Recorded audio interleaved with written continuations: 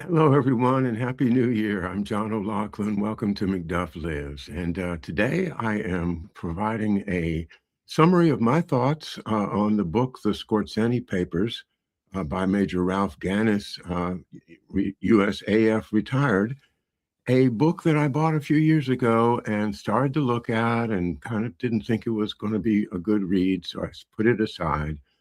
It got really kind of mediocre reviews. Even James D. Eugenio said he regretted spending 5 hours reading it. Nevertheless, for some reason, as I was getting ready to go to the JFK conference on November the 20th of last year, excuse me, 2025, I saw it there on the shelf and I thought, well, I'll take it along and read it on the plane. Well, I didn't read it on the plane. I just carried it with me, and then I had to carry it home with another half dozen big books I bought while I was there.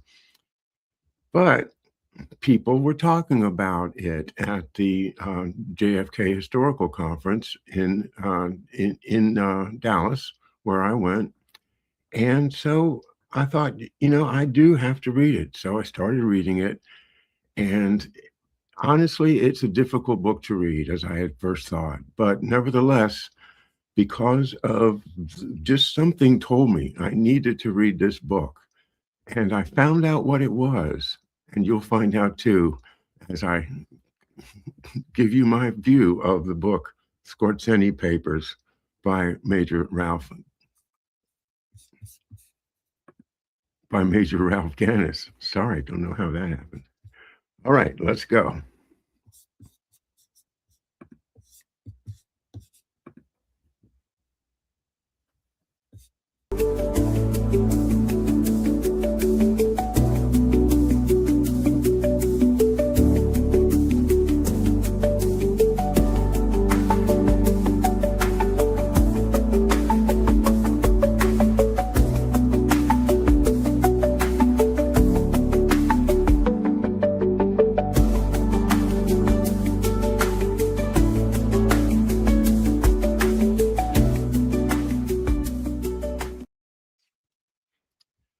All right, here's the book, The Skorzeny Papers, 2018 publication, but not very many people have read it, and I can tell you why, because it needed an editor. It needed an editor really badly.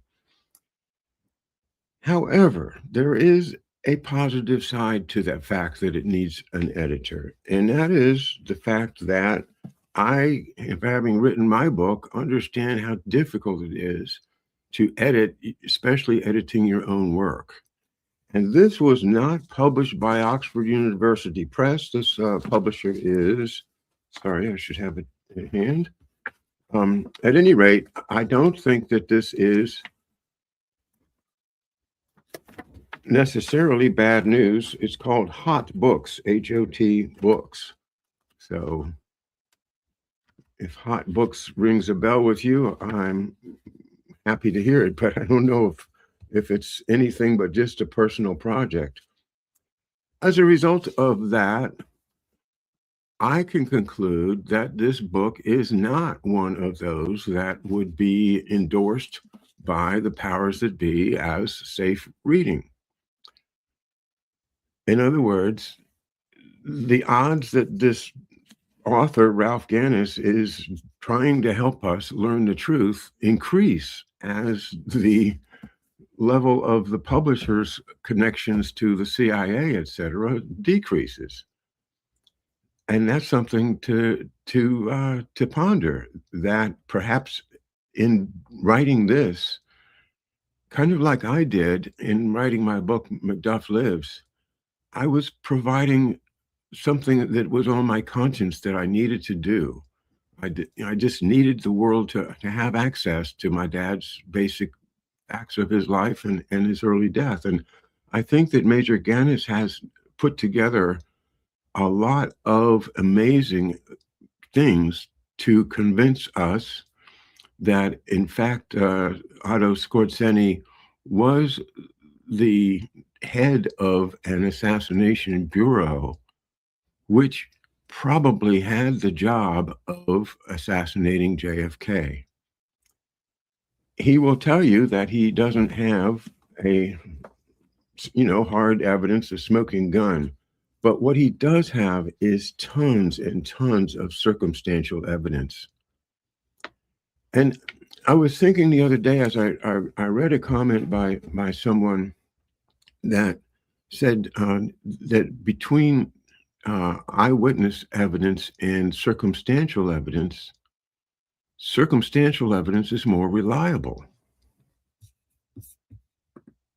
Circumstantial evidence is more reliable. I don't know what's going on with my camera. Sorry. Oops. Hang on a second. I'm going to check the wire. I'll be right back.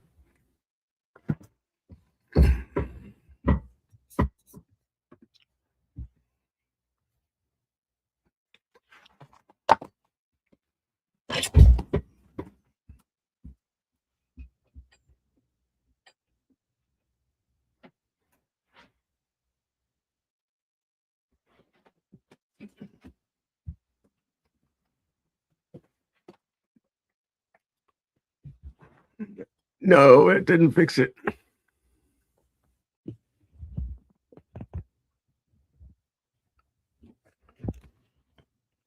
Guys, I apologize. I'm just my own tech, and this is the first use of the studio since before the new year. So there I am again. Okay. I'm going to try not to touch anything. I think there's probably a loose wire somewhere. What I was saying was, in fact, circumstantial evidence generally can be relied upon as truthful, at least as well as eyewitness testimony, because eyewitnesses can make mistakes.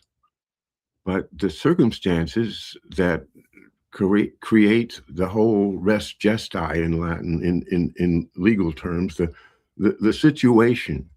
If the situation is compellingly telling you something, then that's more reliable than just having one person say, "Oh, I saw the accident and that guy was at fault." Okay. So I think that's something to think about when considering the fact that every bit of direct evidence that they could cover up, they covered up, they burned it up, they destroyed it, they buried it in the ocean. I mean, they have plausible deniability by law, at least if you can give them the benefit of the doubt in this situation, which I cannot do because it's clear, and I'll just read it from the text from Major Ganis, his conclusion.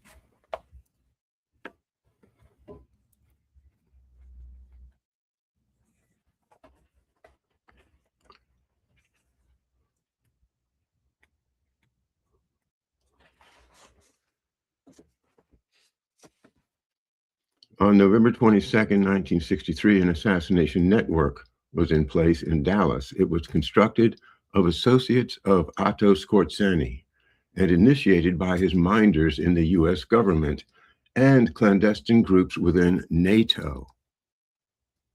Doesn't that make sense right now when we're considering the division between President Trump and NATO? So, his minders in the U.S. government and NATO. And let's also just footnote, remember that in 1964, when, or what was it, 63, I guess, when President Kennedy got rid of Lyman Lemnitzer as the chairman of the Joint Chiefs of Staff, he sent him to NATO, and he became the whatever it is, the grand poobah of NATO during the time when Kennedy himself was killed. So Otto Skorzeny, initiated by his minders in the U.S. government and clandestine groups within NATO. The particulars of the people involved and the events that transpired from this network's activities cannot be ignored or dismissed. The presence of this network is an impossible coincidence. It led to the killing of JFK. The person chosen to orchestrate the operation seems almost unimaginable. The rise of Otto Skorzeny from post-war cooperator to one of the most secret high-level clandestine operators in and for American intelligence and NATO is chronicled in this book. Otto Skorzeny was brilliant, effective, reliable, and deadly.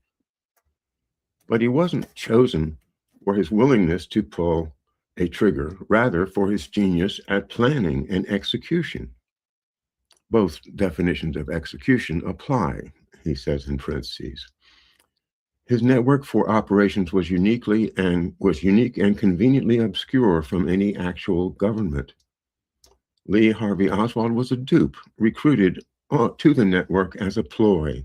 The actual sniper or team of snipers was directed by Jean-René Soutre, the former OAS officer wanted by French security services for an attempt on the life of President Charles de Gaulle in 1962.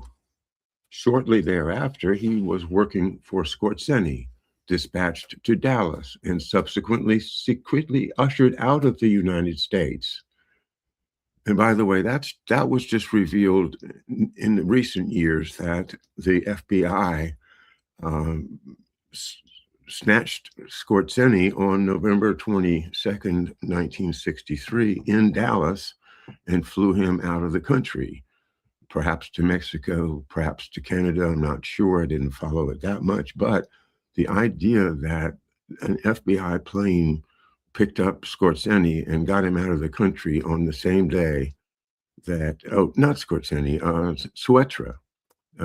Forgive me, I meant to refer to Jean-René Soutre, the man that was just identified by our author as the head of the assassination team, which was organized by Otto Skorzeny.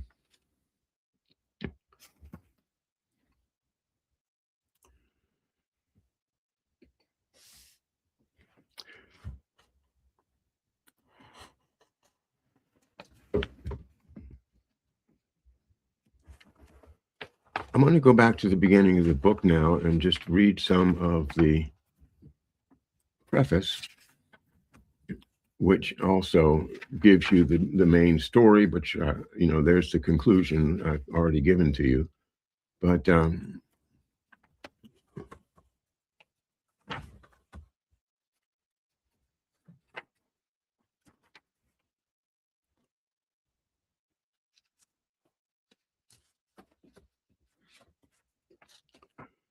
why was President John F. Kennedy killed and who carried it out?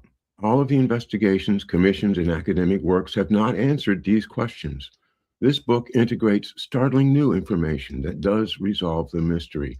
The pathway to the discovery involves the astounding revelation of a man most Americans have never heard of and whose life was previously only associated with sensational military operations of World War II. His name is Otto Skorzeny. He had been Hitler's chief of German special forces during the war. Skorzeny's life after World War II has been an enigma since 1945, and conflicting stories abound.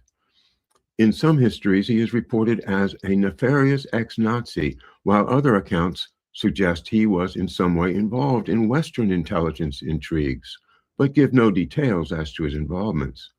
Most of what is written about Skorzeny during the Cold War period has been pieced together from newspaper accounts and declassified U.S. government documents. The U.S. documents are predominantly security files by counterintelligence that record Skorzeny's activities. There are few passing mentions that Skorzeny did assist the U.S. government with covert operations, but none were operational files. Overall, the available body of material, whether in newspaper accounts or official documents, reveals an inaccurate history of Skorzeny.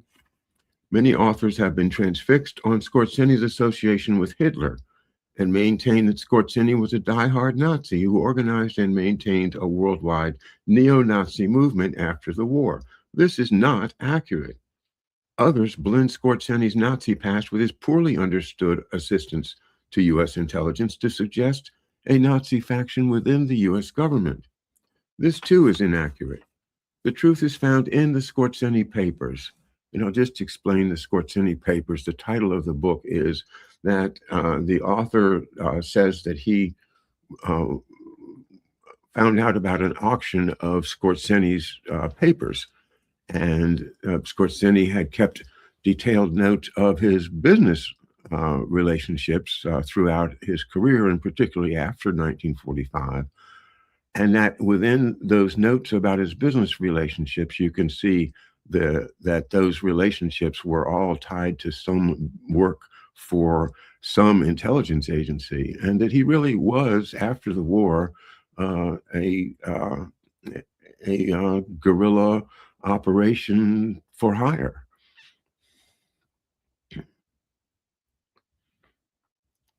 So the Skorzeny Papers, and he bid on them and got them, and he hasn't revealed the text of them, and we can't read the original, and because I think that one of the reasons that he wanted to write the book was to hope that somebody will say, hey, uh, we need to get those archived, and let's spend some money and fix them up. But I don't know anything about whether that's happened or not. But at any rate, I do think it's an important find of material, and that he has given us in this book dozens and dozens of reasons to believe the story.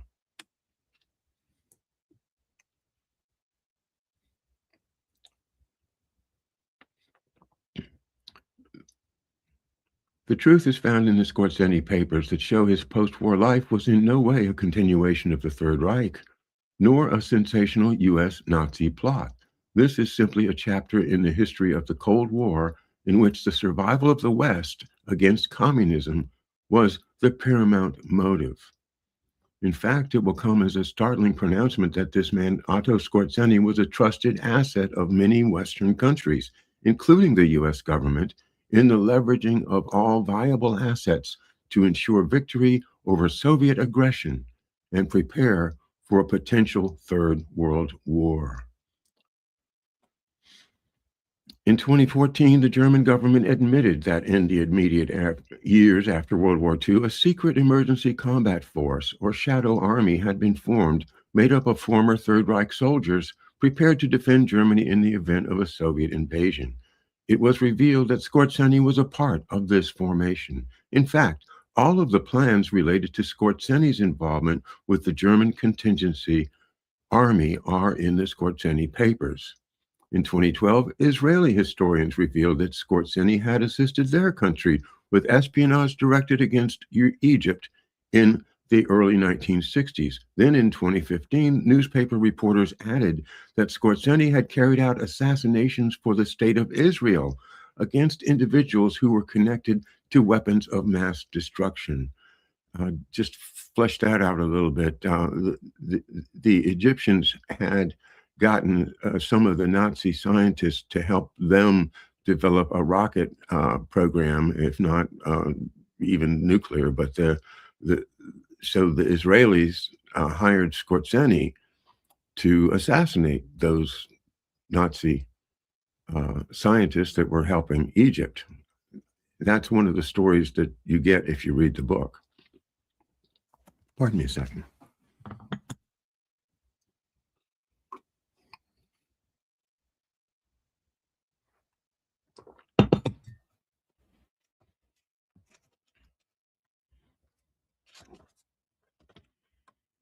In regard to the use of Skorzeny by foreign governments and by the United States, it's important to note that he was an independent operator. In fact, the evidence gleaned from the Skorzeny Papers indicates that his relationship with the United States government was unilateral, and decisions by U.S. leadership involving his services in sensitive matters of national security did not include disclosure to foreign governments. Some operations may have been joint efforts. It is known, for example, that West Germany and the United States worked together on Skorzeny's missions to Egypt in 1953. But assassination operations are distinctly different. Plausible deniability is the literal keystone to these operations. Therefore, given the extreme need for secrecy, it's logical that any assistance Skorzeny gave to Western governments in regard to assassination was compartmented and known only to the governments involved. Excuse me.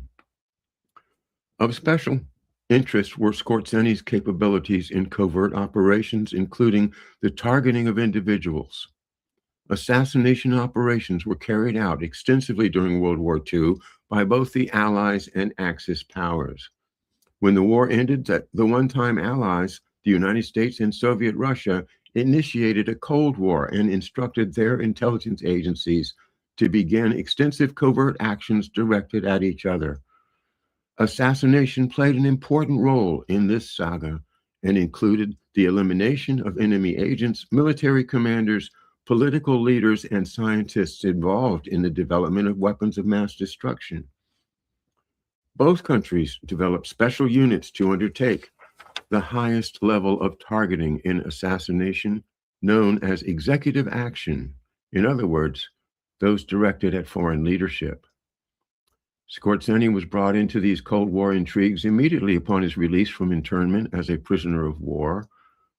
By the way, the main story is that he escaped, but the details in this book show that he was released.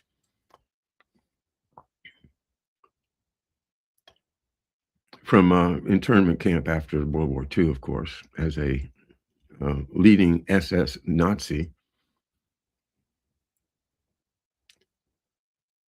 Skorzeny was brought into these Cold War intrigues immediately upon his release from internment as a prisoner of war.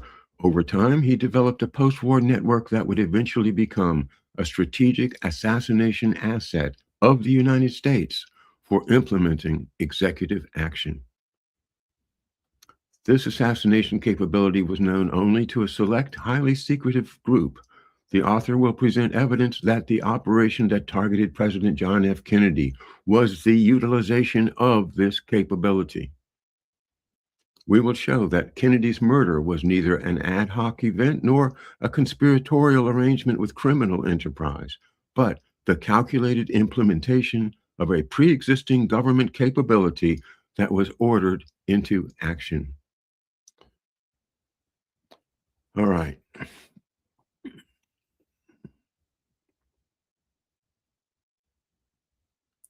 Perhaps one of the most incongruent revelations is the fact that two members of the Warren Commission, Alan Dulles and John J. McCloy, were instrumental in the establishment of Skorzeny as a covert asset and were fully aware of his secret network.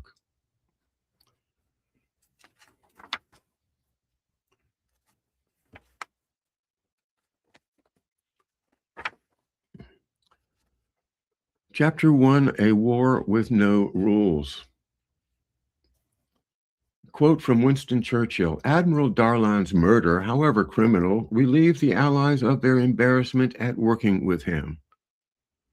Admiral Darlan was the leader of Vichy France military after the fall of France.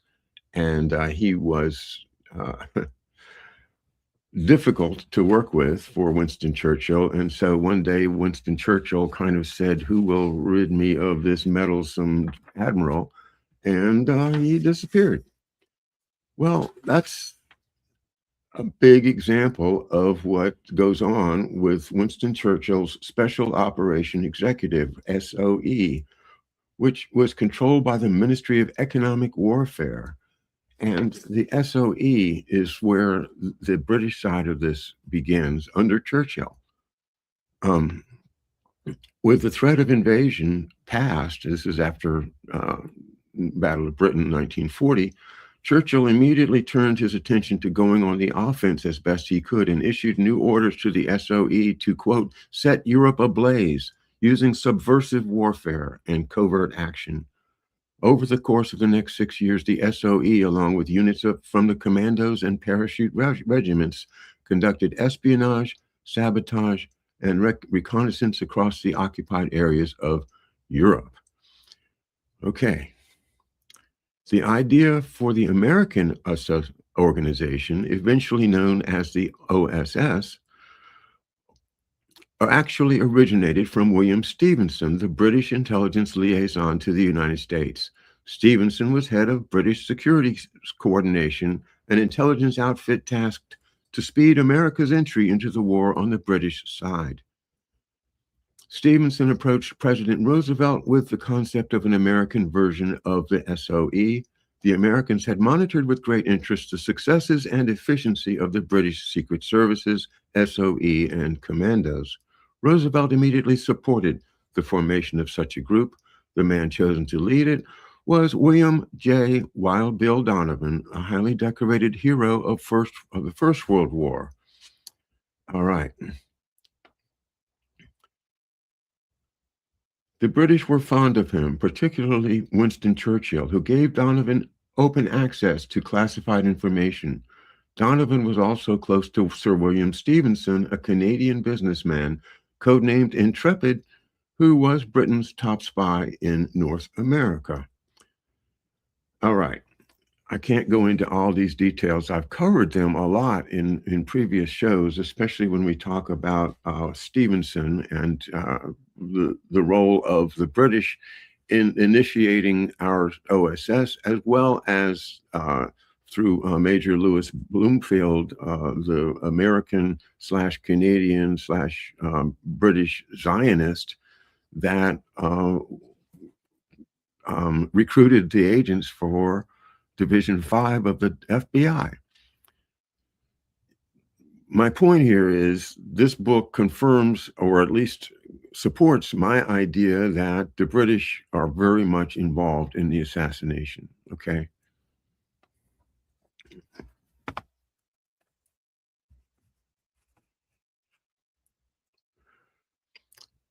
So what happens is Donovan forms the World Commerce Corporation. And the British form something called the British American Canadian Corporation. And Stevenson is forming that, while Donovan is forming the World Commerce Corporation. Why are they forming these two corporations? Because they know that the OSS is going out of business and the SOE is going out of business in Britain. So where are all these guys going to go? Where they are convinced that there is a need for these covert action/assassination services going forward, even though the governments of the US and Britain said, no, we don't want to have that. And Truman says, no, close it down. Well, they knew better. They created a private version of that, which becomes the World Commerce Corporation. This is important stuff because World Commerce Corporation becomes Perm Index. Okay.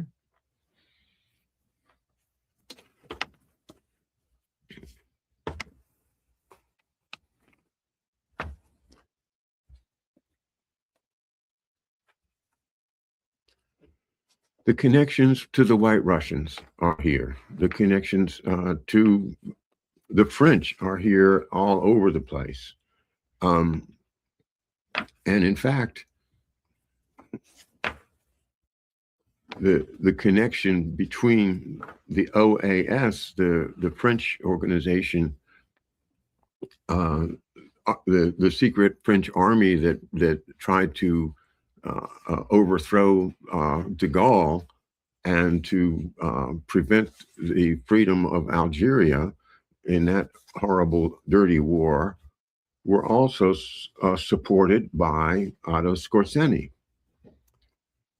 After that dirty war was over, the assassinations continued. And this is where I think we find the utility of having a private organization like the WCC or the Perm Index or other variations of it, where a government can secretly assign a private company or group or person like Skorzeny to take care of somebody that needs to be taken care of.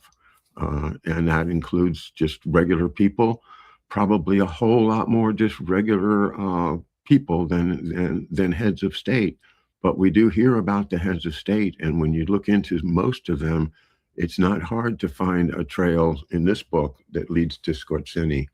Skorzeny is in the middle of all of these secret operations. So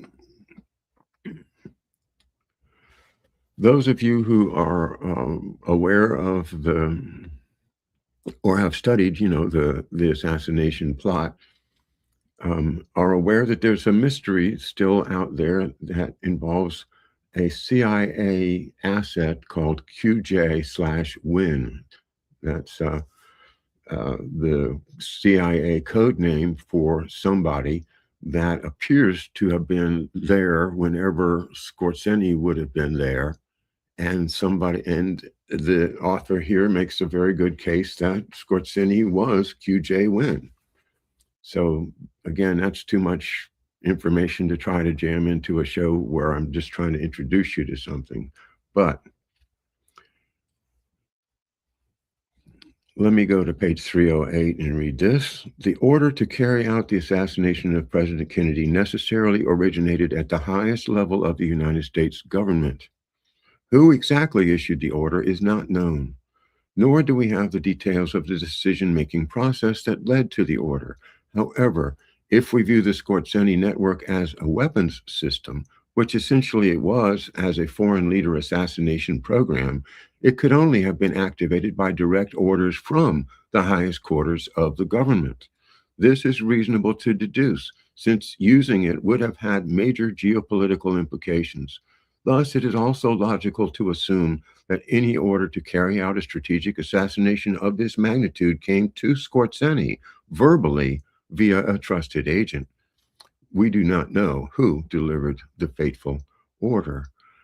Okay, so this, I think, is supportive of the idea that it was President Johnson who actually pulled the trigger to start the operation. I think that it makes a lot of sense that if number one, you accept the idea that our secret covert operations committee, the 5412 committee, the special group, the special team, that small 4 or 5 person group, which was always part of this, always included CIA, Pentagon, and Robert Kennedy when he was alive. That small group was aware of and made use of this Skorzeny network.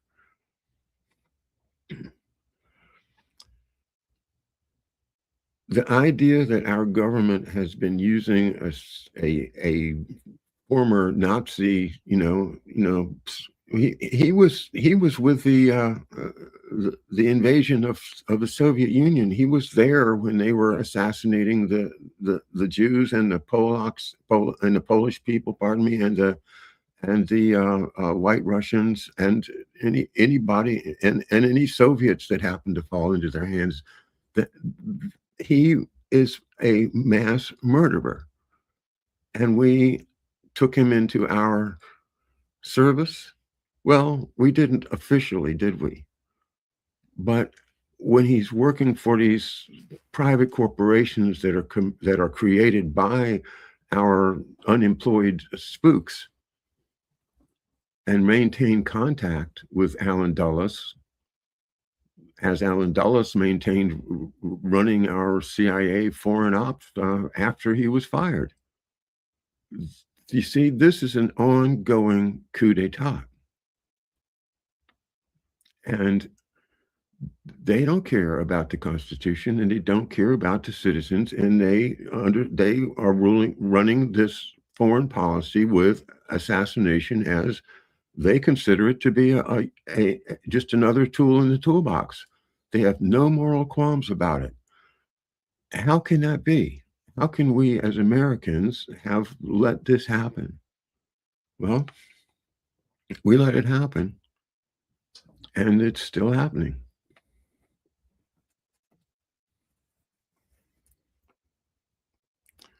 There can be no doubt the covert network connected to Skorzeny carried out the Dallas assassination of JFK. However, There is no incontrovertible evidence he directed the operation. At the first level of this is a moot point since Skorzeny managed an assassination capability in the network, not to mention it was the Skorzeny Papers that revealed the network. He would certainly have been aware of its use. Okay. Certainly, this book has verified that there were a considerable number of U.S. military and CIA personnel who were fully aware of Otto Skorzeny's relationship with U.S. intelligence, his school of commando tactics, and his private paramilitary group. Logically, only a fraction of those with any knowledge of his organization would have known of his involvement with highly sensitive assassination missions.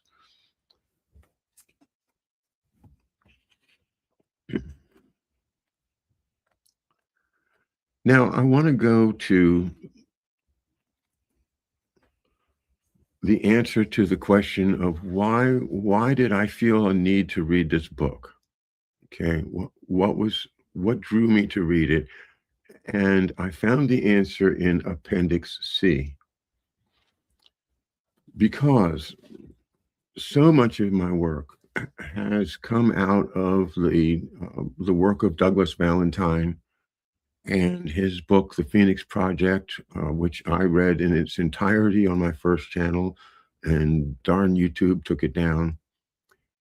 Nevertheless, my relationship with Doug Valentine has continued and is so fruitful. The revelations that I got from his books, as well as the fact that he corresponds with me when I have questions, it's just such an honor. So what a thing to find in the end of this book, a connection back to Saxa. Appendix C, Skorzeny, the Vietnam Connection, MACV SOG, SOG, MACV SOG, and the Phoenix Project. In 1957, a highly decorated soldier of World War II unconventional warfare arrived at MAAG, or MAG, I'll say, Vietnam. MAG is Military Assistance Advisory Group, which is the way that we brought military advisors into countries all around the world, starting in World War II. So this was Donald C. Blackburn, a veteran of the Philippine campaign in the Pacific Theater. Of course, he's a hugely famous fighter in the guerrilla war against the Japanese, where he organized a guerrilla army of I think 15,000 Philippine men, because he escaped from Bataan and Corregidor, and he was not captured. So he lived in the hills for 4 years and organized guerrilla resistance. And the name of his band was Blackburn's Headhunters. So that gives you the idea that he knew how to assassinate people, right?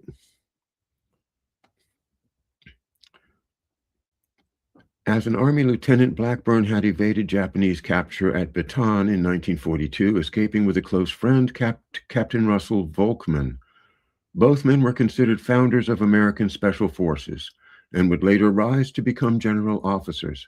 Following the evasion of the Japanese, Blackburn established a 5,000-man, 5,000, guerrilla army that operated behind enemy lines in concert with conventional U.S. Army forces. After World War II, Blackburn served in a number of important command and staff assignments, including a tour with NATO. He arrived in Vietnam in 1957 and served as the senior advisor to the 5th Military Region that covered the Mekong Delta. In 1958, he became the commanding officer of the 77th Special Forces Group, currently the 7th Group, where he directed covert operations. Blackburn continued to impact Special Forces development from 1961 to 64, during which time he served as Director for Special Warfare at the Office of the Chief of Research and Development. Also during this time, he directed Operation Hotfoot and its follow-on Operation White Star, a covert military training program for Laos. And I've done a number of shows in my early minefields, all about the secret war in Laos, Operation White Star, and the connections that those people have to my father's story. So here we're getting real close to my dad.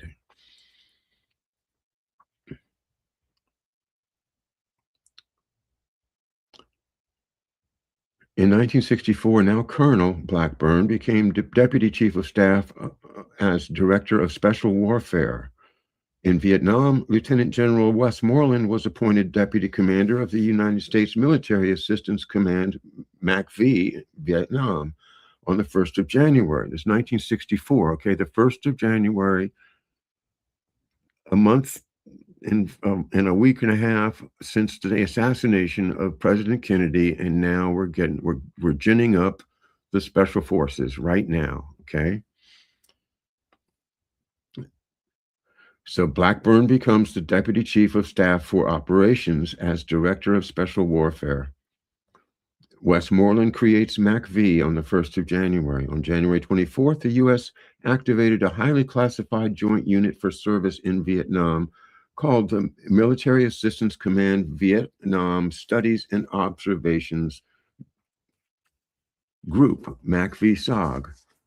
And it used to be called the Special Operations Group, but they got smart and decided to change the name to the Studies and Observation Group, or simply SOG. The unit's mission was to conduct covert unconventional warfare, including direct action, psychological warfare, strategic surveillance, and interdiction.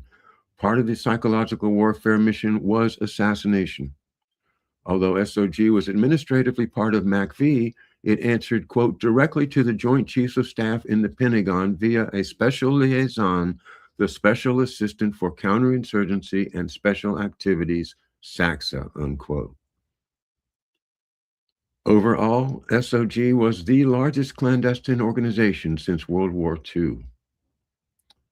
Coinciding with the formation of MACV-SOG was the posting of Pierre de Silva, the new CIA chief of station in Saigon. De Silva had served in the security department of the Manhattan Project with Colonel Boris Pash during the Second World War. Afterward, De Silva had a number of other important intelligence posts, including the vetting of European refugees with shadowy backgrounds for CIA work. So he's doing for the CIA the same thing that my dad was doing for the FBI.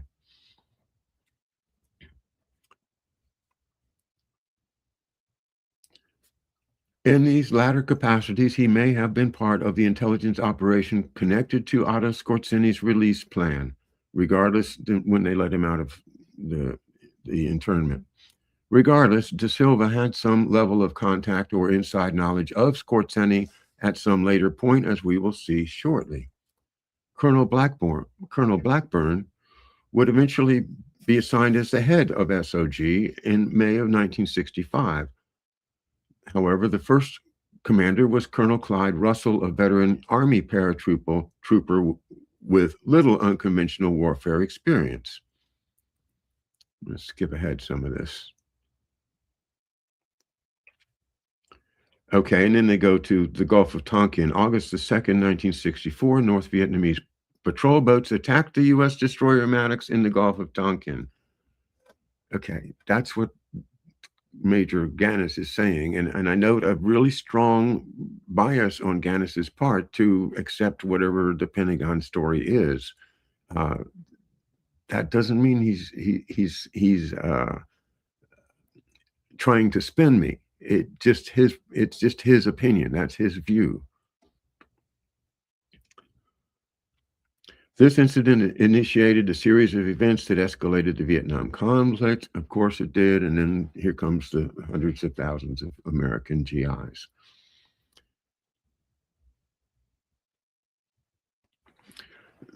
The events described above were the impetus for a new American involvement with Skorzeny, leveraging his expertise in unconventional warfare strategies involving assassination operations. In early October 1964, Skorzeny was visited at his residence by an unidentified U.S. military officer with the rank of colonel. The meeting was recorded by Skorzeny in a letter to Ilsa, his wife, and the purported niece of Yarmar Schacht. And there's lots of information about her in this book and the relation with Yarmar Schacht. And this is why I'm so glad I read the book, because it is a reference book now for me. It provides lots and lots of connections that could have been done a lot better with a real editor. But on the other hand, would this have ever been published by a major publisher? I don't know.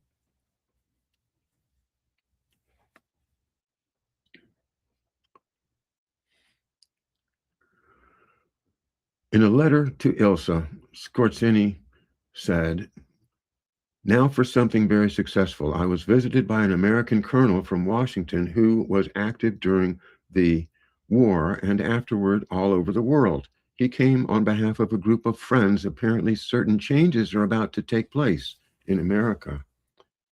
It is no coincidence that at the time Skorzeny describes the meeting with the American colonel from Washington, Colonel Blackburn was Deputy Chief of Staff for Operations as Director of Special Warfare at the Pentagon. Most importantly, he had received notification that he was to assume command of SOG Vietnam from Colonel Russell. Upon notification of his new assignment, Colonel Blackburn selected a close friend, Colonel Arthur D. Bull Simons, to lead his advance element to Vietnam. It is likely the colonel who met with Skorzeny in Madrid was either Blackburn or Simons, and forthcoming information will strongly support these options. Skorzeny had also mentioned that changes are about to take place in America. This accurately coincides with a new direction in unconventional warfare strategies as part of a joint project involving CIA and MACV-SOG. Guess what it's going to be, folks? Phoenix program. Early in 1964, the CIA had established formal relations with MACV in Vietnam under the direction of Pierre de Silva, the newly appointed CIA chief of station in Saigon. De Silva was preparing to initiate new counterterrorism strategies in that country that went hand in hand with MACV-SOG's strategic interdiction missions.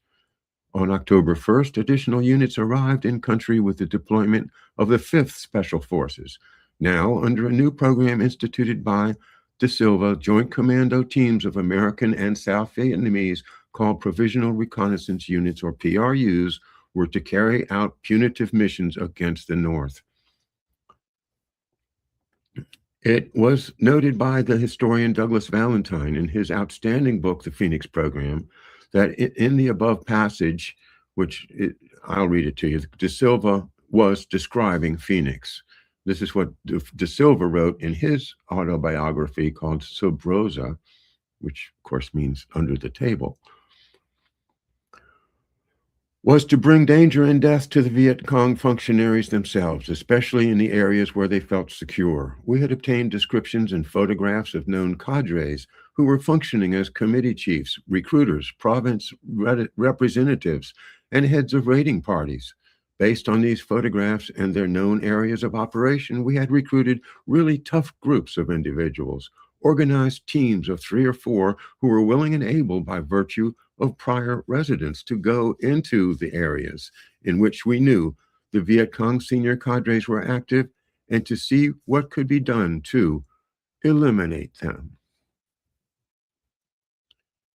Adding to the mounting intrigue of the Colonel Blackburn SOG connection to Otto Skorzeny, the author must inject yet another tantalizing piece into this mix. On Colonel Blackburn's personal command team was a remarkable soldier named Captain Larry Thorne. Thorne had been personally drafted into SOG by Colonel Bull Simons. And by the way, you got to look up Colonel Bull Simons if you haven't and get a picture of him. He to me, the words, the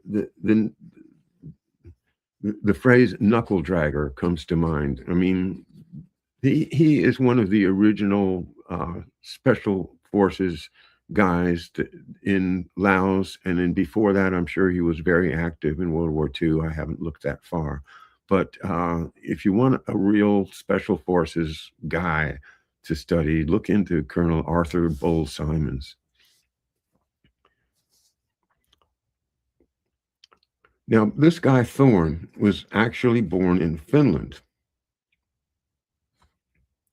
By the way, it says it's likely not known by many Americans that a large number of former German soldiers, including Waffen SS, that's what Skorzeny was, Waffen SS, entered American military service after World War II and served with distinction and honor in the Korean War and Vietnam. Larry Thorne was one of those soldiers. Okay.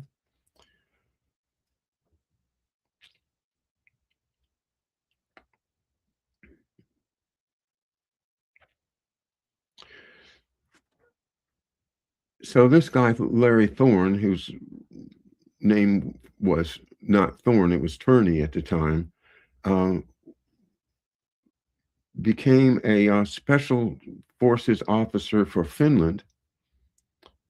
Then he became a special forces officer for a German resistance group in 1945, fighting against the West, fighting for Nazi Germany, in other words. Then he evades capture and ends up getting picked up by the FBI in 1951 for being illegally in the United States. William Donovan hears about it and picks him up, and he gets involved in the World Commerce Corporation. And this, to me, is, and as a result of that, he gets to become gets a green card. He gets his immigrant status. All right. If you know my dad's story, if you've read my book, or if you remember what I've told you about his time at the FBI, my father's first big job for J. Edgar Hoover was to chair a group of other agents and secretaries to go through 68,000 files of applications. And by talking to Wayne Madsen and others, I'm convinced that those applications were applications for green cards, for immigration status. And so my father is then in a position very likely to have reviewed Mr. Thorne in 1953 when he was granted immigrant status. So then he joins U.S. Special Forces, and he ends up leading the first MAC-VSOG cross-border mission into Laos, the illegal mission into Laos that we were not supposed to know about. His helicopter crashed.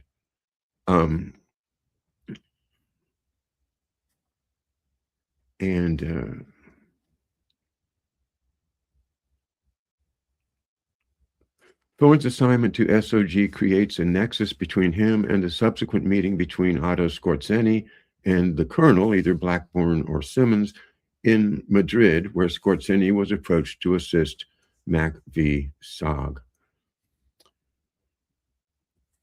An interesting postscript to this history occurred on November 21st, 1970. The U.S. mounted a raid into North Vietnam to release American prisoners held at Son Tay. The Special Forces unit sent on the mission had been organized by Colonel Blackburn, then a brigadier general, and at that time, Special Assistant for Counterinsurgency and Special Activities. The actual mission was led by Colonel Bull Simons. Unfortunately, the POWs had been removed prior to the raid, thus resulting in a military intelligence failure. However, despite the failure, the raid is considered a brilliantly led and executed operations. Its successes had many similarities to Otto Skorzeny's Mussolini rescue mission in 1943. Coincidence? Perhaps.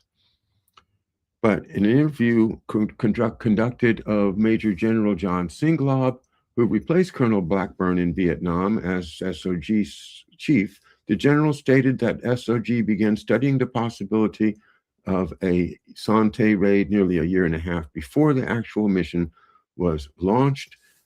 In the final analysis, there can be no doubt from the evidence presented above that Skorzeny was in an advisory role to Vietnamese covert operations, starting with the French in 1949 and later with the Americans in the late 1960s.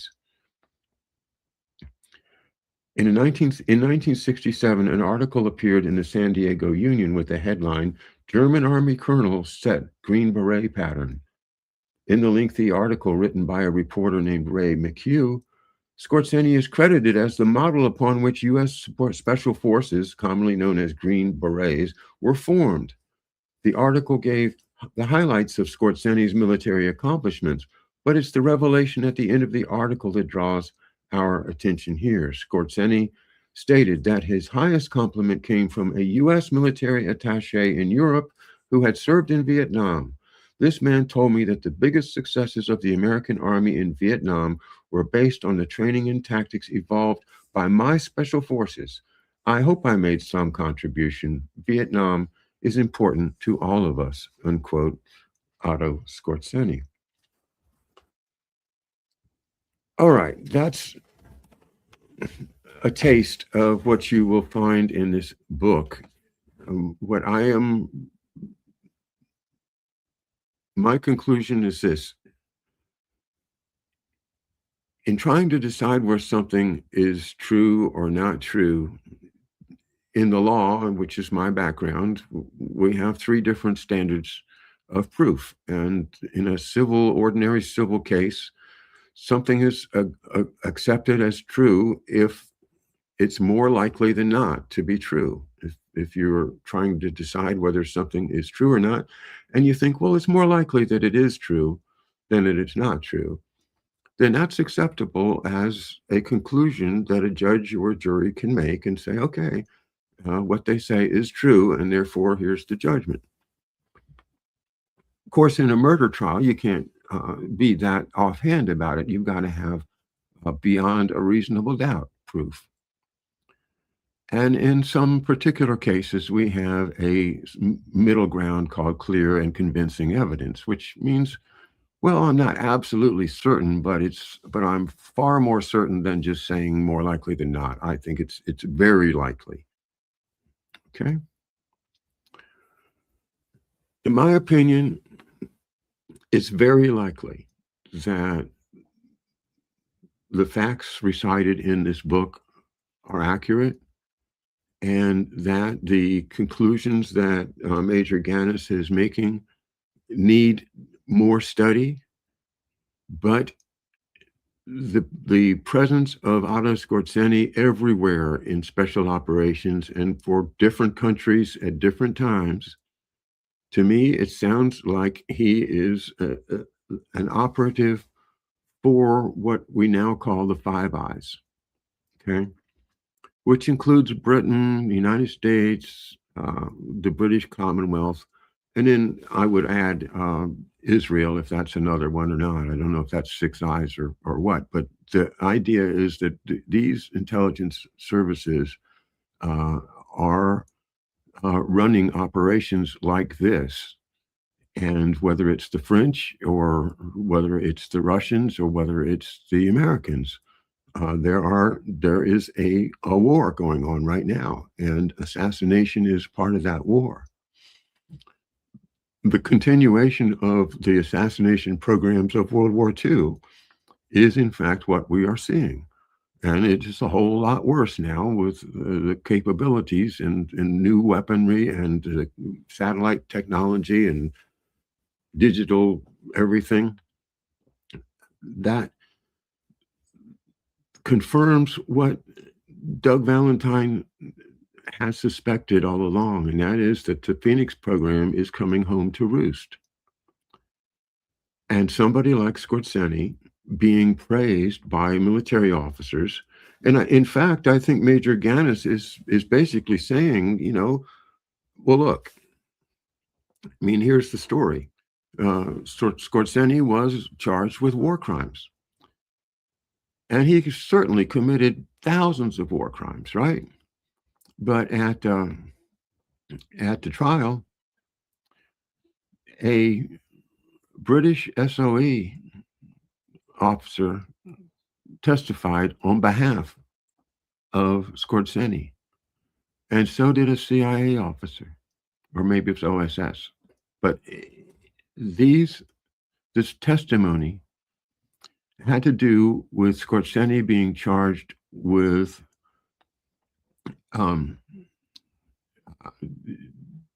wearing American uniforms in the Battle of the Bulge to sneak across the lines and get into the rear and to do some stuff to American military behind the lines. And so in order to get there, they donned American uniforms. Well, if you in the laws of war, which are applied at Nuremberg, if you do that, it's okay. It's called a ruse de guerre. It's part of what warfare happens. And so the two, the SOE guy and the CIA guy say, "Oh well, we did that too. Don't worry about it. It was just a ruse de guerre."